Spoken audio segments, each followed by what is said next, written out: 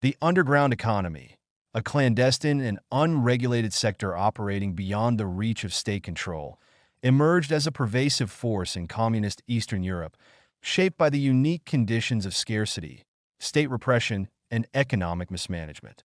This shadow economy encompassed a range of activities, from illicit trade and smuggling to informal networks of barter and services, providing an essential lifeline for millions of citizens living under regimes that sought to control every aspect of economic life.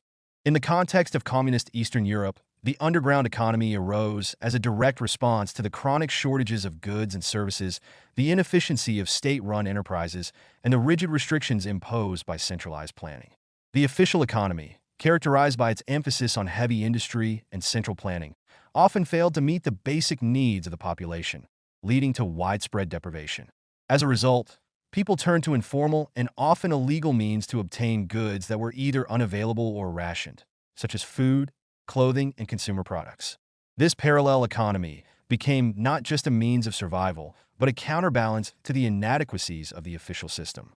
The underground economy in communist Eastern Europe was marked by several distinctive features.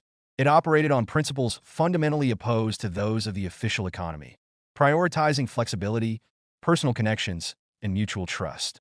Barter, for instance, became a common practice, as cash was often scarce or devalued, and state-controlled prices did not reflect the true market value of goods. This barter economy was particularly prevalent in rural areas, where agricultural produce and homegrown goods were exchanged for manufactured items or services. Smuggling was another crucial component, with citizens and even state officials participating in the illicit trade of foreign goods, bypassing state controls and creating a thriving black market.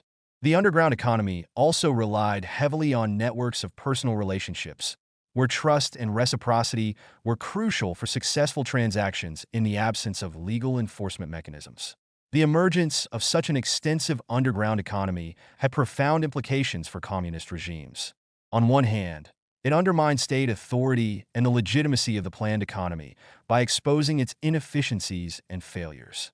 On the other hand, it played a stabilizing role, preventing complete economic collapse by supplying essential goods and services that the state could not provide.